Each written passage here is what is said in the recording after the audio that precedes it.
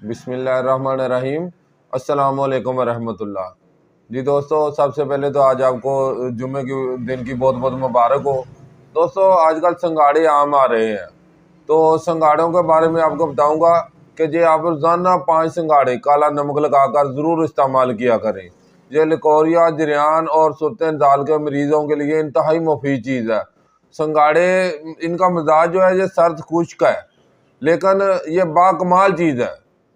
जे इसको आप रोज़ाना इस्तेमाल करेंगे, इंशाल्लाह 1 हफ्ते में आपको इसका इंतहाई और बेहतरीन रिजल्ट मिलेगा। ये ज़रूर इस्तेमाल किया करें।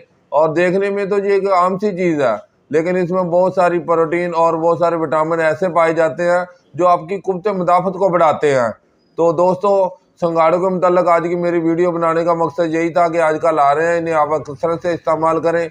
वीडियो अच्छी लगे तो लाइक और शेयर करें। अगली वीडियो में फिर मिलेंगे एक नए मौजू के साथ। अल्लाह हाफ़िज़।